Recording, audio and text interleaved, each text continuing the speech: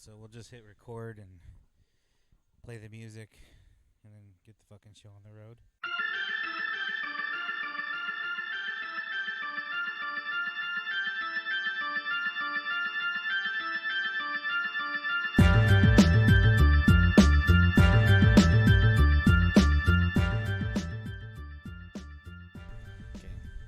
I don't think the wind's doing too much here. It's not that bad. I hear it in my ears, but I think it might just be coming like through the headphones. Not like through the headphones, but like around the headphones. That'll be all right. Well, at long last, the Cultured Swine podcast is back. We are back.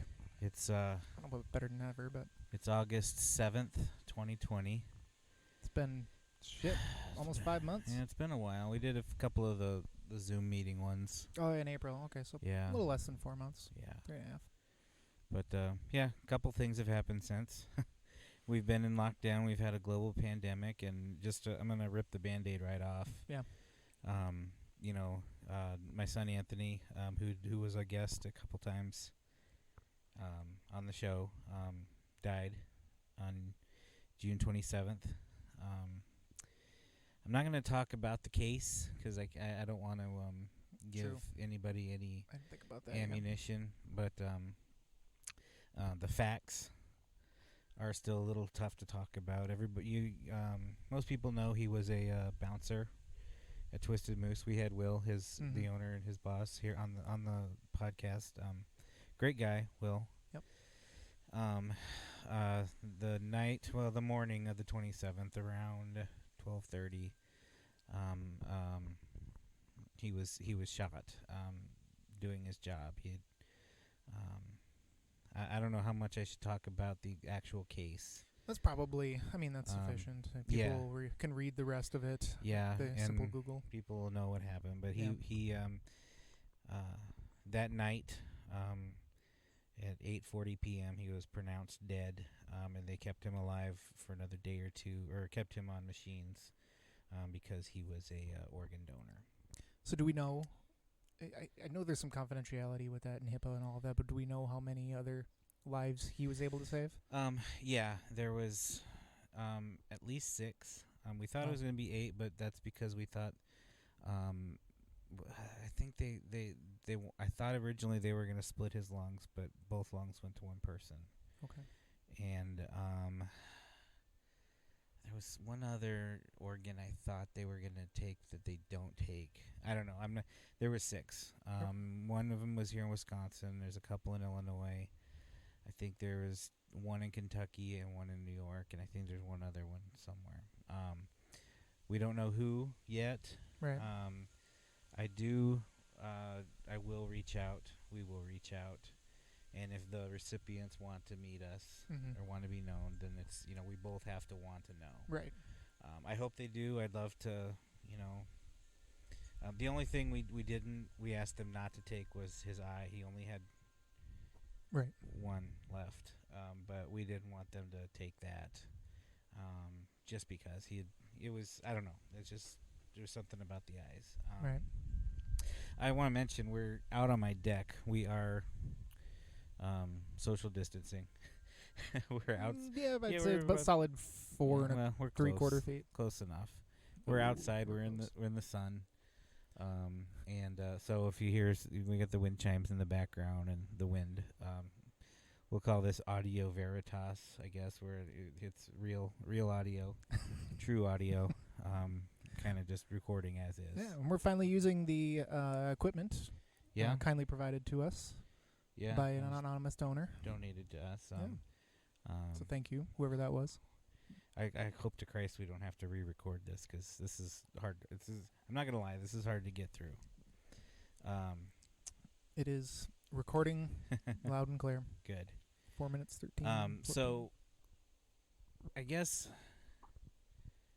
we try to keep it lighthearted on this show, and I would encourage anybody who wants to know a little bit more about Anthony and his life.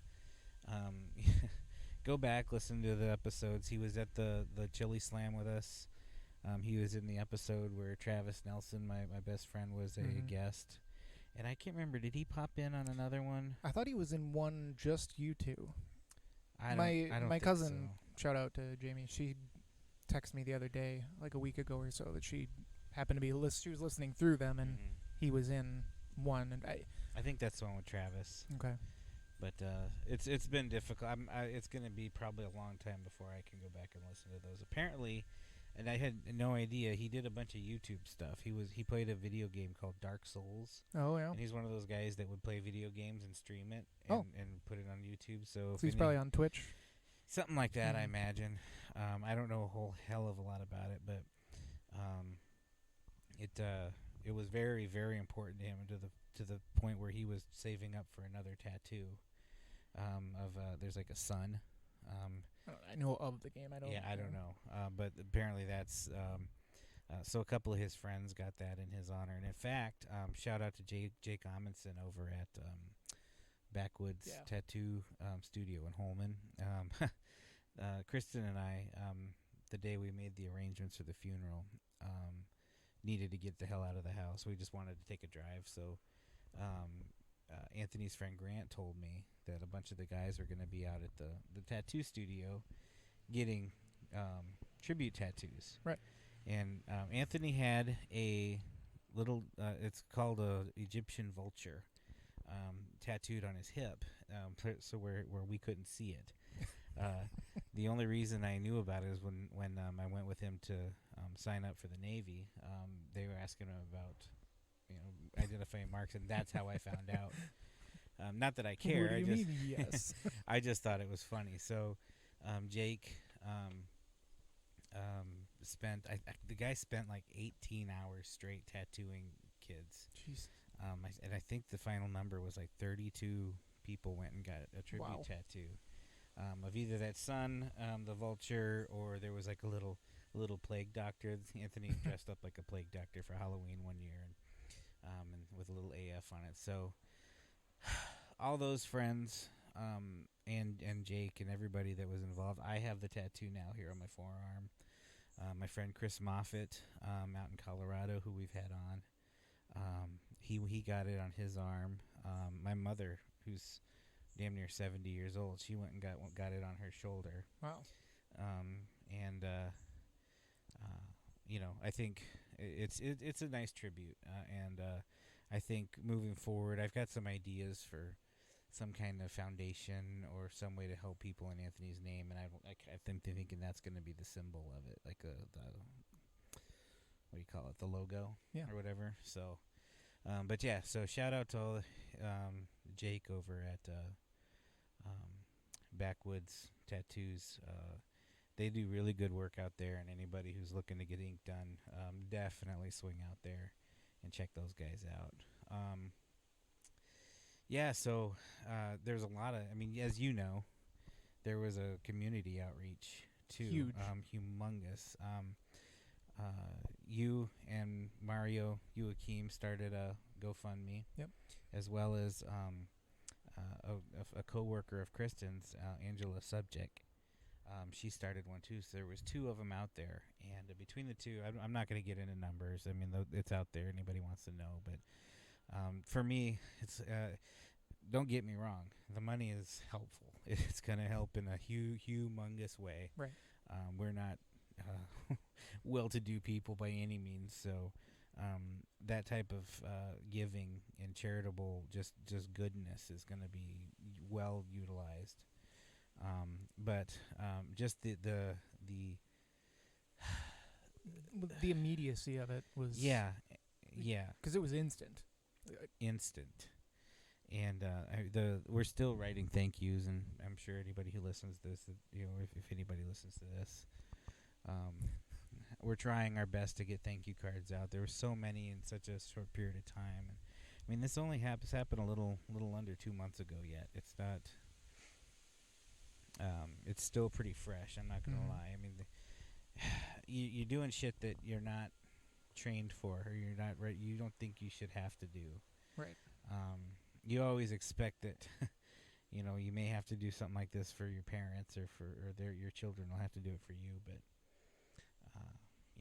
when you're sitting there trying to decide, what kind of urn best. Right. That's not to kind of go to hard left here, but it was less than a week after, and I was for some reason the Lord of the Rings trilogy had popped up on my Netflix, and I have them. I watch them. I have the 18-hour extended version on my Plex, and I'll occasionally just fucking dedicate a day. But I was watching the Two Towers, in the scene after Gandalf frees the King of Rohan, and he's down at the grave sites of his family and his forefathers, and that scene was just like, and we're done. Too much, because he's burying his son down there. It was leave it to me to require the Ultra Nerd Show to officially tap the emotional well, but I keep that shit pretty locked up 24/7. Yeah, no, and see me, I'm sort of the opposite. Anybody who really knows me knows that I run super hot or cold, and I mean, and even like today, for Christ's sakes, I had to go close his bank account. Yeah, it's something I forgot. I had, shit, he's got a bank account I gotta close, and we got the collection letter in the mail for his car payment that hadn't been made. God damn it! Okay, I gotta go make that now. It's stuff like that, and it hits you out of nowhere. Right. Well, that's shit that you just. I mean, talking you shouldn't helps. have to deal with that type of stuff. It's like there should be some type of notification system that. Well, yeah, and come to find out, like when I went to the bank, they knew the police had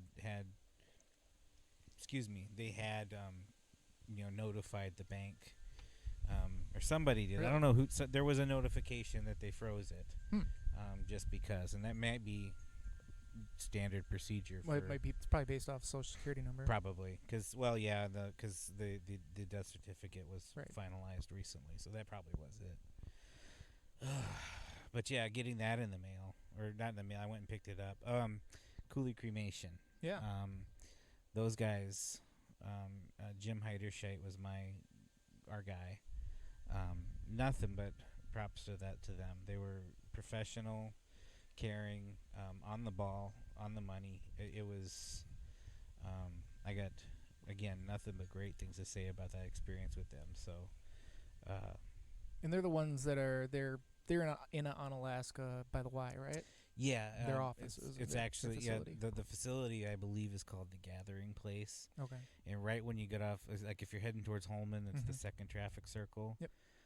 You turn that way on that one, and it's right there on the left hand side. Okay. I believe it's like if you're heading towards that big mega church out there. Right. I had worked with him a little bit.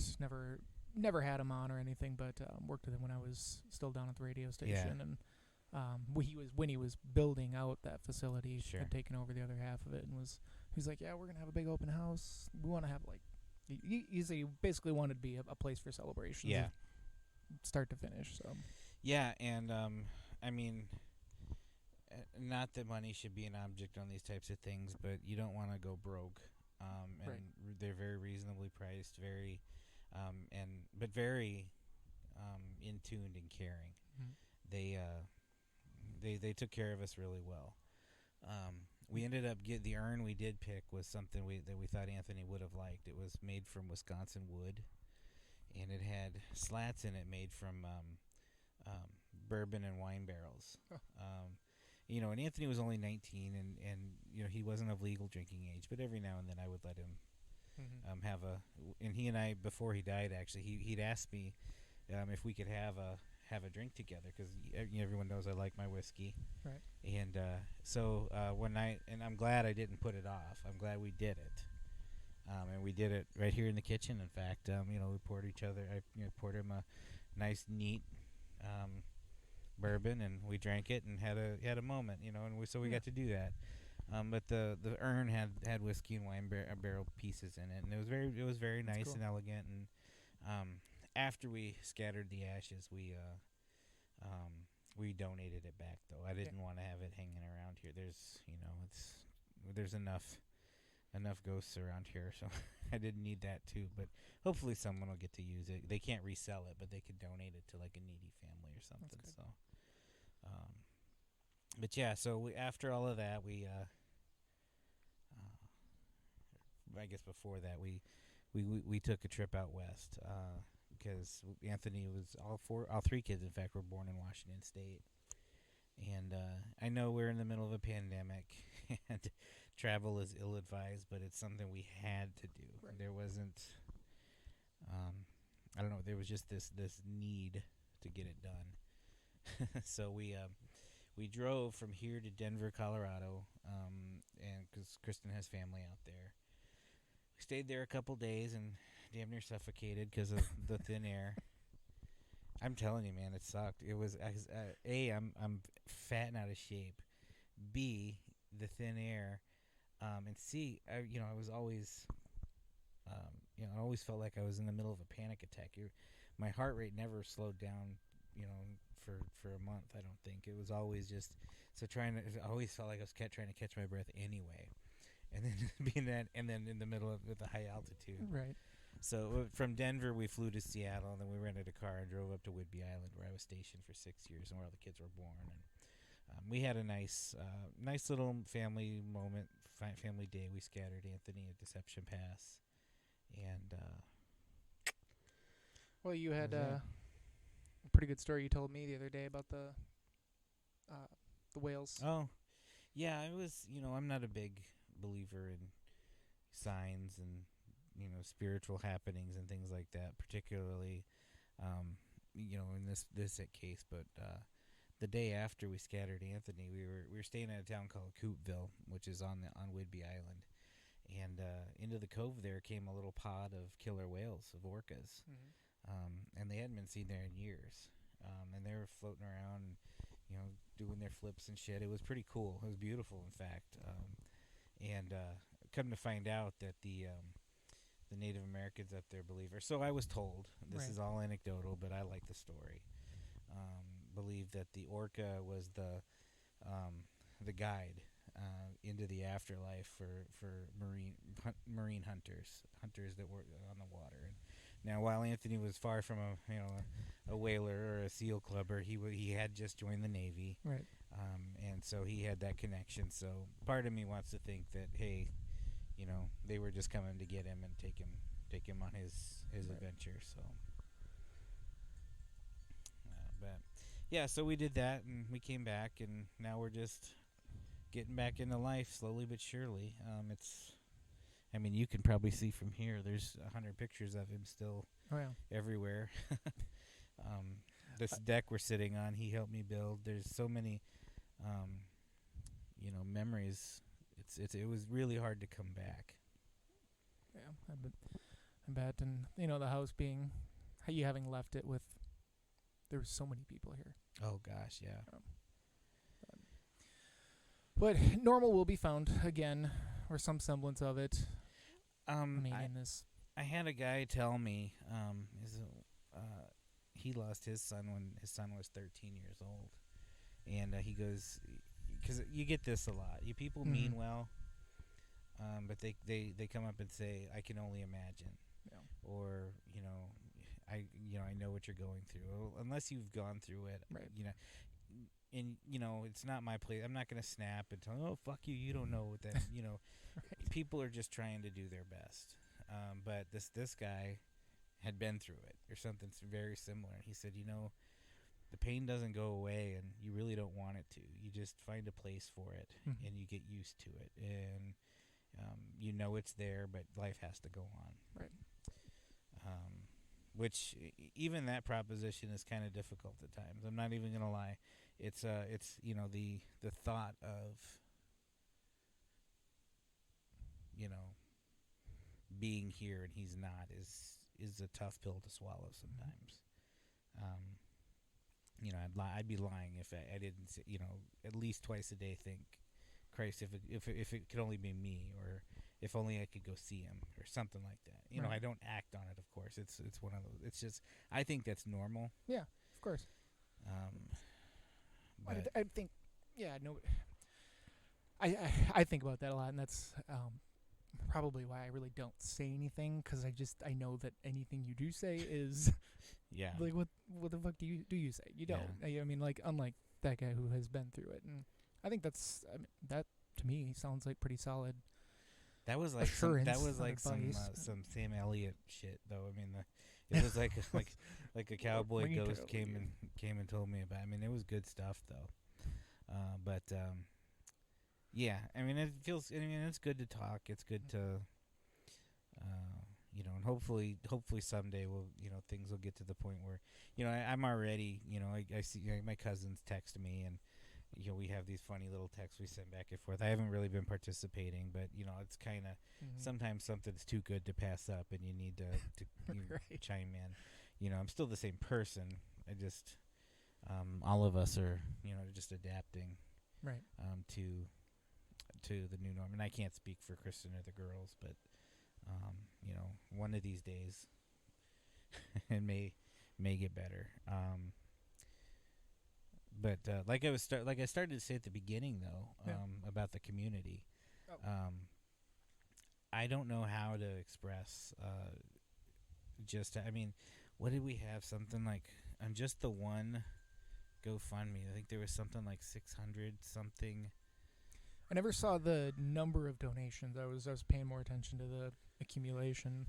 670 donors on the one Jesus. that Angela did, and then the one you and Mario did. I did have that pulled up. We were about a day. I mean, it felt like the way the donations were accumulating that we were like a month behind on it. It was one day. Yes, less than 24 hours. Yeah, and the one you and Mario set up was 182 donors. Jeez. So I mean, Yeah. almost 1,000 Right. people in the community donated. So I'm trying to look into a way. I don't know if I can send a message out on the GoFundMe to the people that donated or whatever. But Yeah, you can. we're working on something like that, just because it's so. It was. I mean, even not directly related to my family, to us here, but our extended family. We had a bunch of people come from out of town, and they were all staying at the Holiday Inn Express out behind Dick's in Alaska. Okay. Yep. And they put two and two together and figured out what family it was that was staying there, because they had to keep extending and everything, and they comped their rooms in the middle of a pandemic, in a time when they needed money most. That place. So big props to those guys for doing that. Completely unexpected. Right. But man, you talk about helpful. Right. That's crazy. You almost wonder, did Anthony know somebody that worked there? And I don't know. Every day it seems like we figure out somebody else he knew. Right. I mean, he was a personable kid, personal young man, and people really genuinely liked him, and I could see that. I just the reach of his influence was crazy. The Myrick Park, where we had the funeral over at the nature center, because Anthony worked with WISCOR, the mayor's crew. That was a beautiful place for a funeral. I mean, I think you'd agree. It was. Yeah, it was very nice there. It was small because of COVID. We did it indoors because I wanted to have it outdoors so we could have as many people as we wanted, but it was like 97 degrees that day.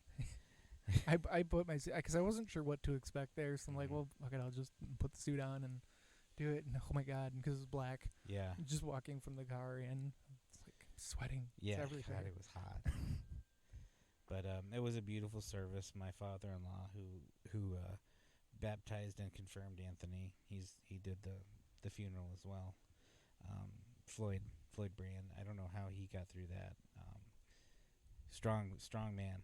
I didn't realize that was your father-in-law. Yeah, that was okay. my father-in-law. Wow. Because I met him here briefly when I stopped, but wow. But yeah, so they, it was the whole family. I mean, everybody from that, both sides of the family were great. Yeah. But yeah, I mean, it sucks. It not even gonna lie. I can't even.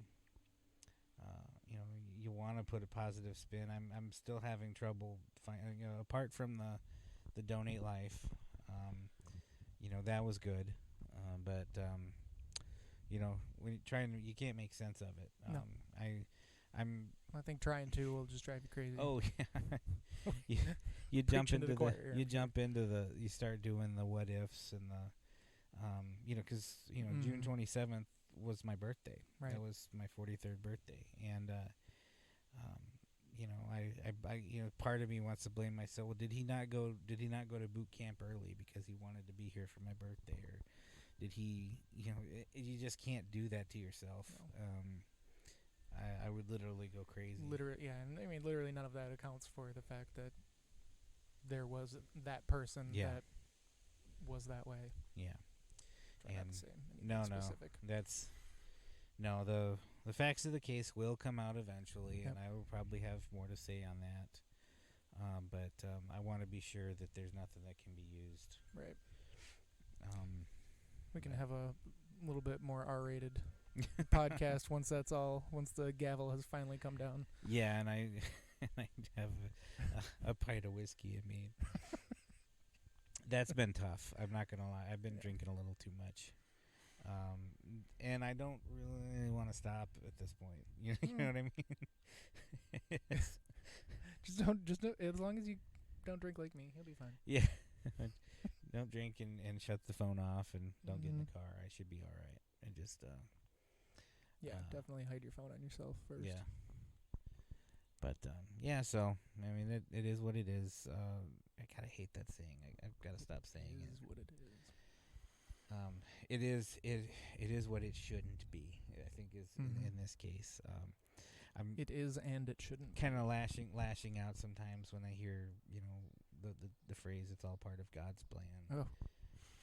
I want to know what that plan is. If that Yeah, you're at a point now. You've been elevated to a point where you should be let in on this motherfucking plan because, fuck. Yeah.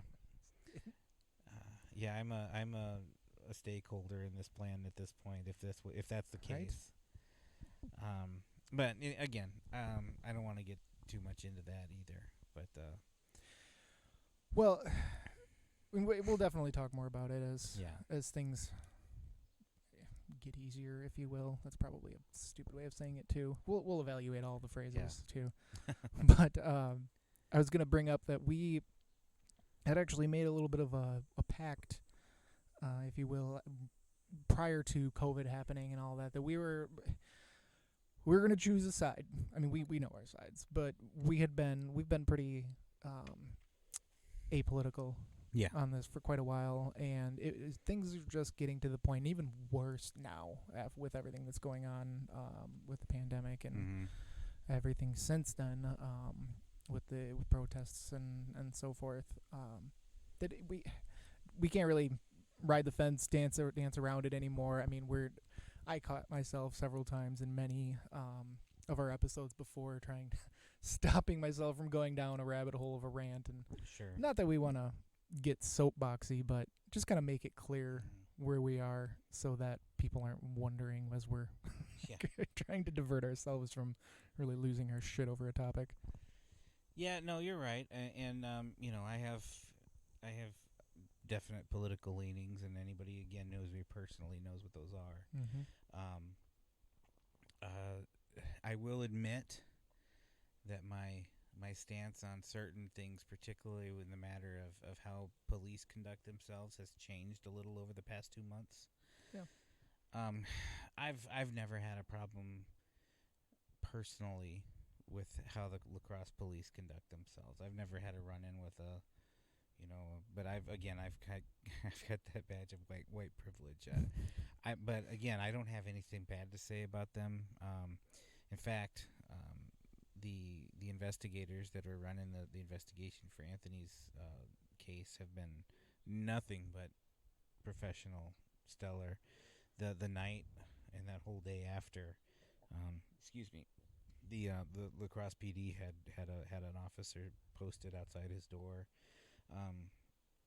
I think part of it was when they pronounced him, so they could change the the level, the charges. But B, it was for our comfort to know there was somebody there with him, and they were professional and awesome. I stand with Black Lives Matter, but I think I think there's room for nuance in that stance. Sure. But apart from that, I think we've got an election coming up. We have lots to talk about there. Right. And I would imagine in the next couple episodes we may dedicate to politics and how we're affected. Just checking making sure we're still recording. Yeah, I can kind of see it if I tilt my head and some Yeah. reflection on it. But we're still going strong. Only 30 minutes. Yeah. Jesus. So, and I understand you've had good experiences now, and one would expect that your experiences in your situation would be nothing less than above board. As one whose white privilege hasn't gotten him out of as many things as others, I can also say that I've never had an issue with, and I shouldn't say never, one time I had an issue with a specific officer, and I actually believed that he realized he went too far in that instance, and that's why that's the one time I didn't end up getting some type of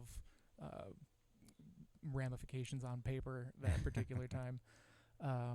Still can't turn my wrists the full rotations that they can, but I was being a little dick. I mean, absolutely, but at the same time, they're trained to be able to deal with that, and this particular person wasn't.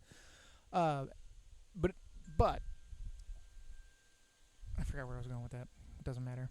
I'm 100% with the Black Lives Matter movement. I like to kind of say I've got some experience with the what we're calling the over-policed societies that we're in. And it's not, I remember where I was going with that. It's not the individual officers, so to speak. It's not even the bad apples versus the good apples thing. Mm-hmm. There's plenty of both.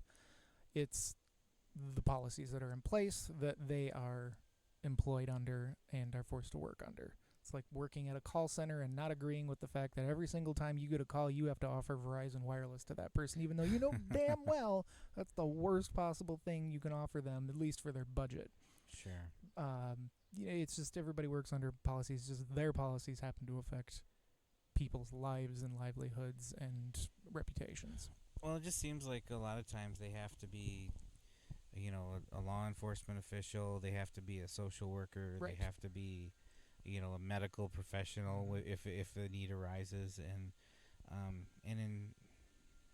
again, I don't want to talk about Anthony's case. A lot of that I think may come to bear on that. Right. So, but I'm not going to get into it. Sure. But we'll get into all of that on the next show, and sure.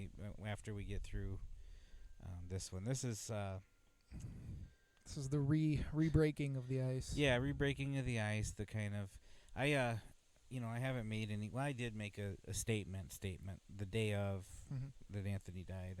I wrote a letter to a couple of the news outlets here, and they were all wonderful about posting it, and I think they appreciated having something. Yeah, relatively here's the positive. deal. There was a lot of speculation. There was no fuck social media so far. Okay, there was so much going around that I felt the narrative needed to change, and the fact that any website you went to that was news related had the suspect's face larger than life, the first thing you saw, and that to me is horse shit. Right. And that's how it always is. When they spin it as we're protecting the privacy, we're respecting the privacy of the victims. Well, and their that's families fine if that's because it wasn't released yet. That's fine. But his in that particular mugshot, the suspect's face was defiant. It was glaring, and it was awful, and that's not what needed to be promoted. Right. So I sent them a really nice picture of Anthony. I wrote up a nice little thing about what we were going through, and that became the story. Yeah. And to all the news outlets that did that. Thank you. In particular, and I gotta say, we never really addressed this big elephant in the room head on. But you and I both worked for Midwest Family. Mm-hmm. Didn't leave under the best terms. You immediately not the best terms. Me later, for a variety of reasons. Right. To the point where we were both persona non grata around there. But after this happened, I gotta say that company, every to the person to every single person over there, even the people that I would have never thought would have reached out, did reach out, all the way up to the very top, and people who know who that means know who those people are, and I just wanted to say thank you, particularly to that because there were a lot of personal people that donated to us. Mm-hmm. The company donated to us. They all said very nice words about us, to us, and to me and the family. And that didn't go unnoticed or unappreciated. Yeah. Dave Carney apparently on WKTY did a whole morning about Anthony. Yeah, I understand. The only other one I heard about was Puck on 95.7 had some extended conversations about it, or Did he? segments. I'm sure they all talked about it. Oh, I know they did. Jen O'Brien asked me if it'd be okay if they read the letter out loud, and if they talked about it. And I said, by all means, it's a. So, that company, thank you. Yep. I doubt they're big Cultured Swine listeners over there, but just in case, if somebody hears this and could pass that along, that would be wonderful. But yeah, so I guess to wrap up this part of it, mm-hmm. just every time I signed off on this podcast, I always said to be kind, and that's kind of been the theme with Anthony, because he was one of the kindest people I've ever met, and I would have said that if he wasn't my son. He always had. You'd make if I would make supper, if Kristen would make supper, Maggie, whatever. After we're done eating, he would always say thank you, thanks Dad, thanks Mom, Maggie, great job, it was good, and he just took that kind of kindness to everyone he met. If somebody needed something, he was there for them. He didn't have a lot of money, but he would he and his friend Grant would sit in here, and they would bake banana bread for all their friends, just to help cheer. Hey, it's kind of shitty in COVID-19, so I remember one night they sat in here and baked 50 loaves of banana bread, and then went and delivered them all to everybody, all just completely unprompted. That just to brighten their days. And is that kind of stuff that I hope is really his legacy.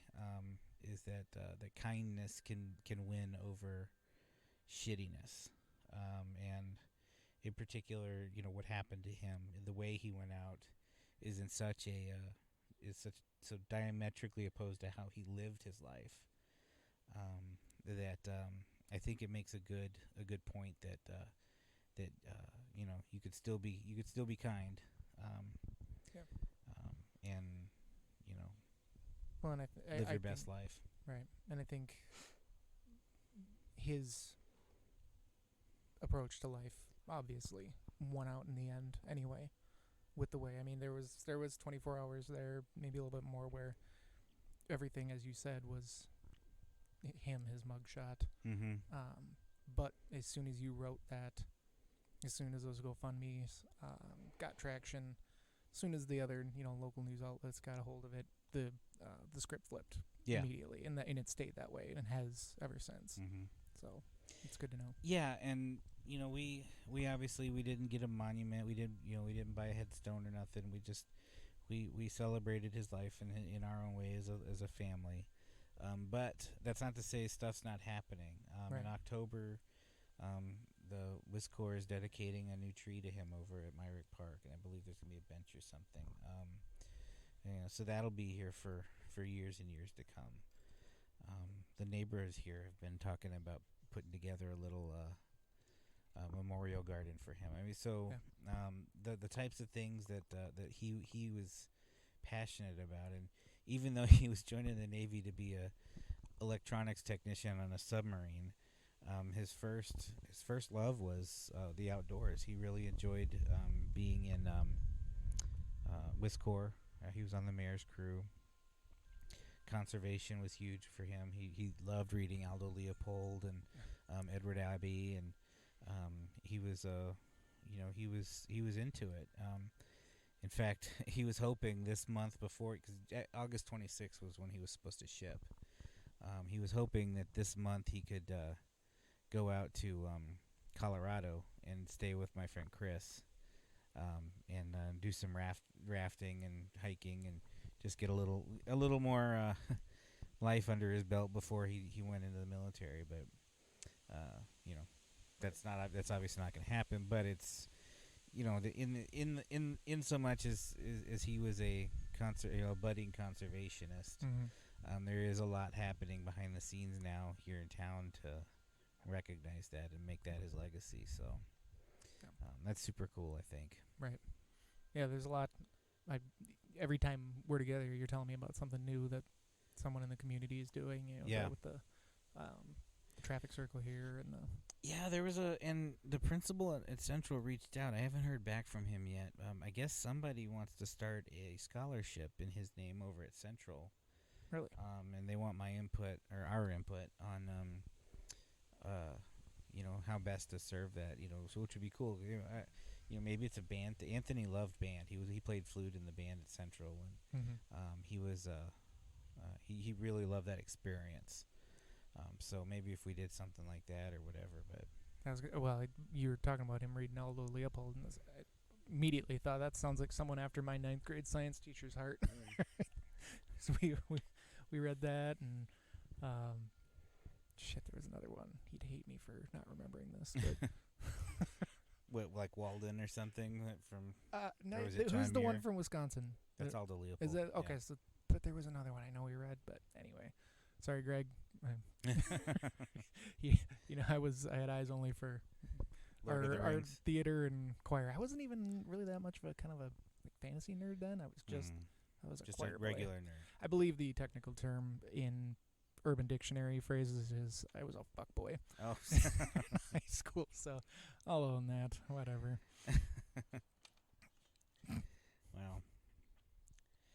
Well, I think that's enough about that for now. Yeah. Like I said, it's been a harrowing few weeks since it happened, and there's no putting a smiley face on that. No. But we're doing fine. We're getting through it. We're all living. Kristen's back at work. I don't know if this is like a sensitive subject or not, but I mean, one of your plants is doing okay. Oh, yeah. Fortunately, it's the one that I brought, but they're overwatered. Probably. Peace lilies are hurting.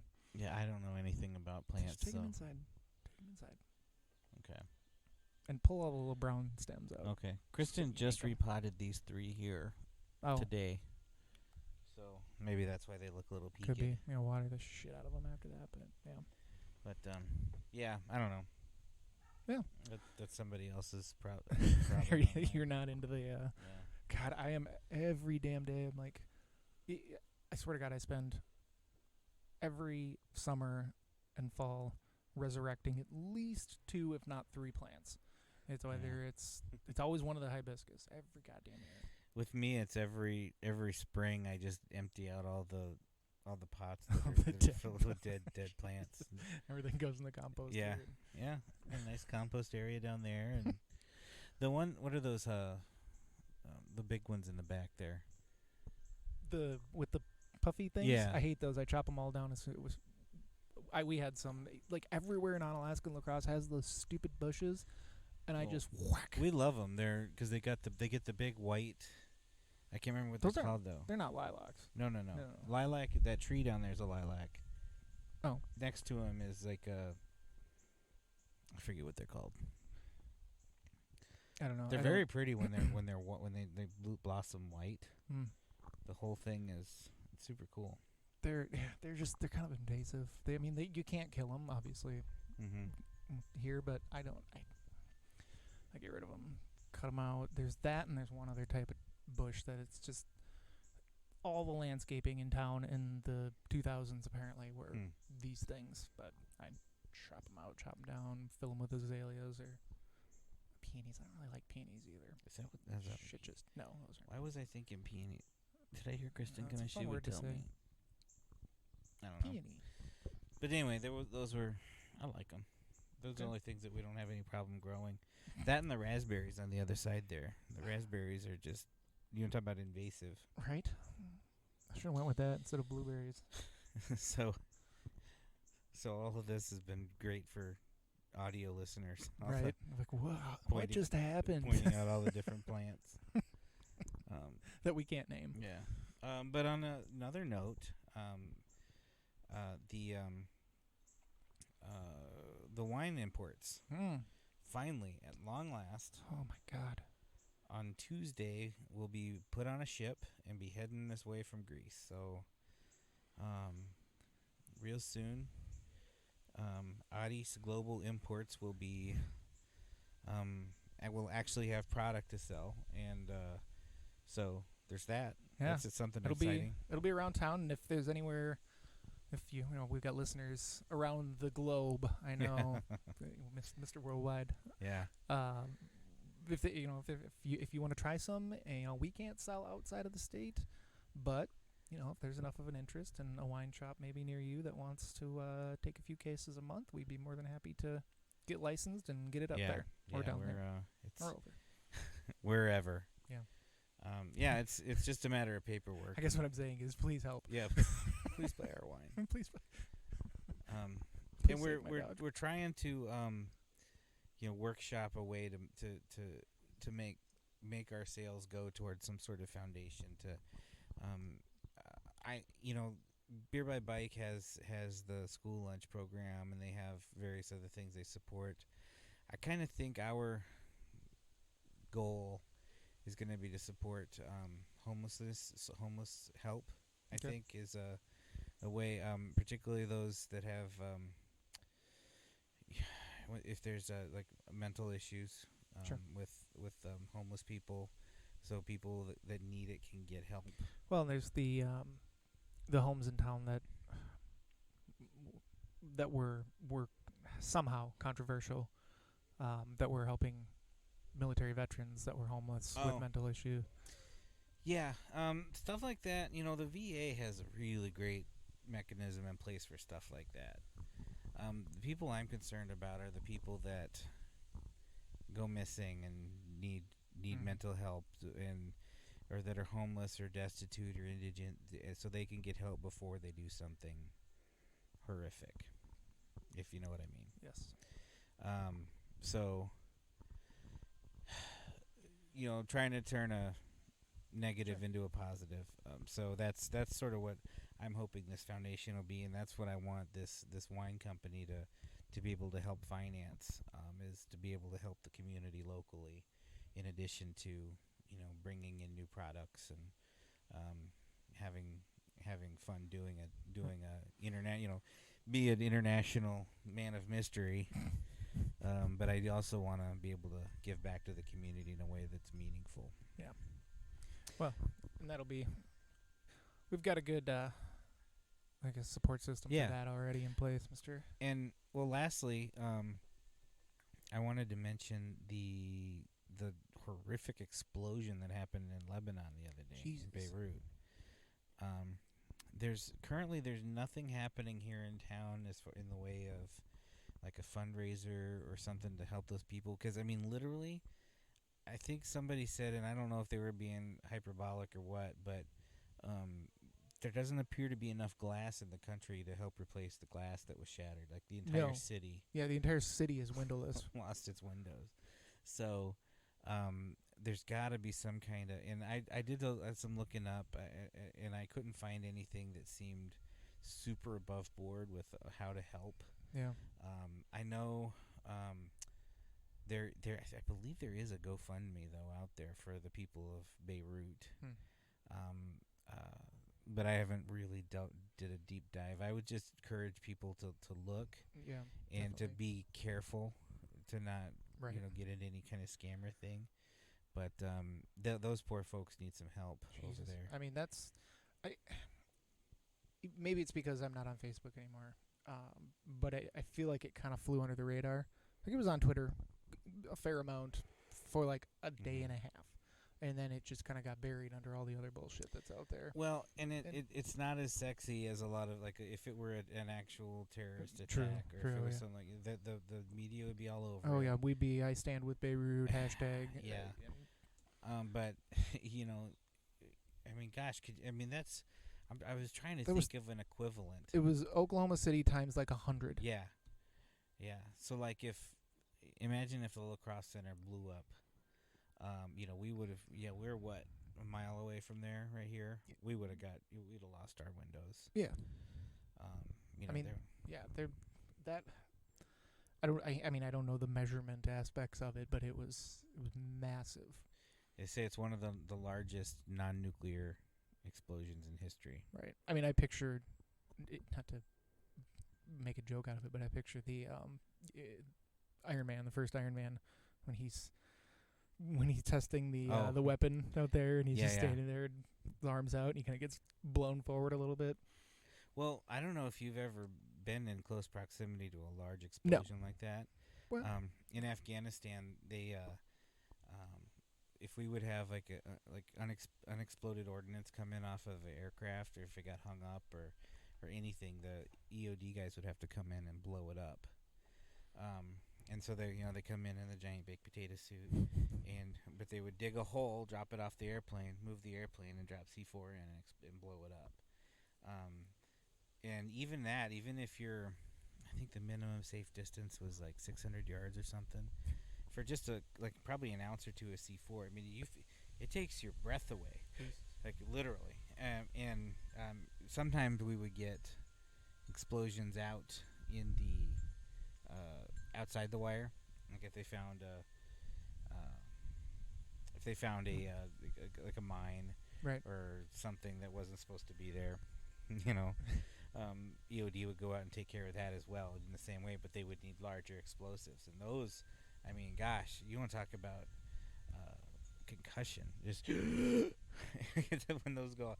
So I can't even fathom what that would be like to be next to an explosion of that magnitude. I mean, I remember seeing having it kind of mapped out after the Boston Marathon bombing of like the effects you would have felt based on how close you were to that blast, and that was one fucking pressure cooker, right, in Kenmore Square, not an entire goddamn warehouse full of how many was it? Like 3,000 tons. I don't remember. But yeah, it was just shy of 3,000 tons of the ammonium nitrate. In the middle of a busy seaport, in the middle of a busy city. Right. Okay, that's insane. So, by all accounts, we know people who have family over there. Their families are safe. Yes.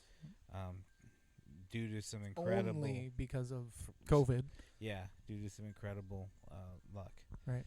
But I'm glad beyond measure that their families are safe. Yes. And yeah, if anybody wants to brainstorm a way to help Beirut, we're all ears. Anything we can do to help, jump on the Cultured Swine Facebook page, and I'll see if I can find some links to some legit charity operations. I was thinking I'm sure Red Cross is all over it, but they've got something like 80% overhead or something like that. Oh yeah, and that area was already hurting with COVID and blood and all of that, and then this, so they're just completely in over their heads right now. But I don't know. I just feel like there should be more we could do for something like that, particularly. Because it doesn't. I mean, the only maliciousness in the whole thing just seems to be malicious stupidity. That the fact that all this stuff has been stored for years and years and years without. Yeah, it's 100%. It's negligence. It's just So I just feel like the people of that city are suffering, and there's got to be a way to help. Right. I just wish there was something, if I could think of something. Yeah, if we can find something, we'll throw it on the link so it so it pops up on the YouTube page or wherever you happen to listen. Yeah. Well, maybe the next show will be a little more upbeat, be a little more. Sure. I don't know. It may be. It may not be. Depends. Depends. I may have to have a cocktail next time we do this, just to, get in the mood to talk about other shit. I'll have 2 Mountain Dews versus Yeah, there one. you go. But I don't know. This has been good. It's good to talk. Mm-hmm. And that's another thing. Let me encourage people, if you're going through some shit in your life, find someone to talk to. There's resources out there. I am leaning on the mental health program at the VA, and I'm not ashamed to talk about that at all. They're a big help, and if you can't talk to someone like that, if church is your thing, go talk to your priest or your pastor. Find a good buddy you could talk to. These types of things, when you go through trauma, it's not good to bottle this stuff up, because that cap's gonna pop pretty soon, and it's not good for you physically, mentally, emotionally, nothing like that. So when you have problems, find someone to talk to. Yeah. And shit, reach out to me. It's not worth having a full blown breakdown, or because especially if you have people that depend on you. But the macho bullshit of yore is over. Get help when you need it. Everybody needs help. Yeah. Nobody is that awesome that they don't ever need help. Exactly. And I'm awesome. Right. Don't get me wrong. Yeah. And that is the new awesome. And help handsome. is the new awesome. And handsome. But sexy. But radiating. I just need to be sure we get that in there.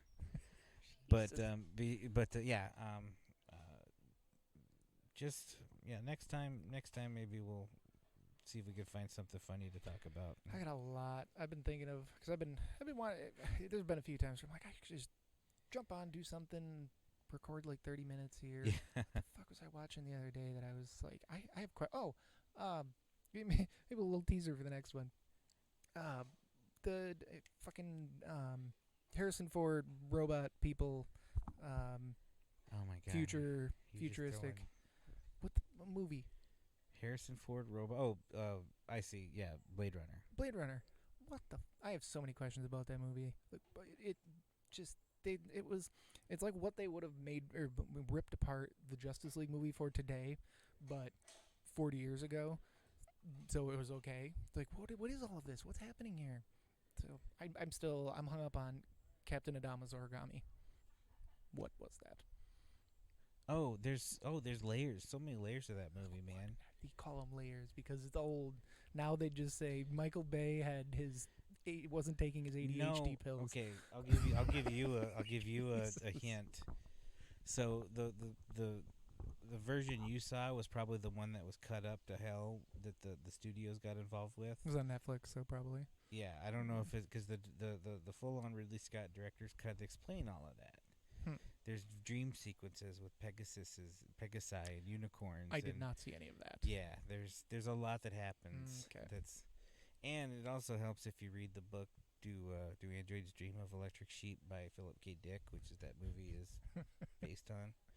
But if you don't want to go that deep, I think I would rather read the Philip K. Dick book. Oh, it's awesome. It's way more. It's a novella. I think it's maybe 150, 200 pages. It's real quick. It's really good.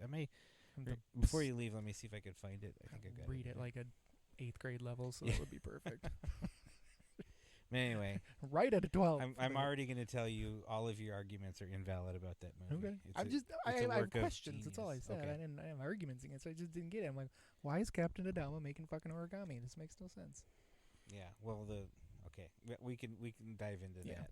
I'll have to rewatch it to make sure I'm. There's a Battlestar Galactica reference in case you were. Yeah, I got that. Yeah. But so okay, Starbucks. well,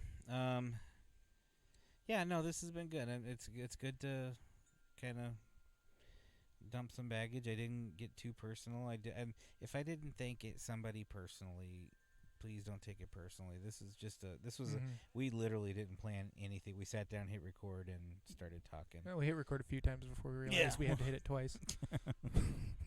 Yeah. Note to self: don't lose instructions. Exactly.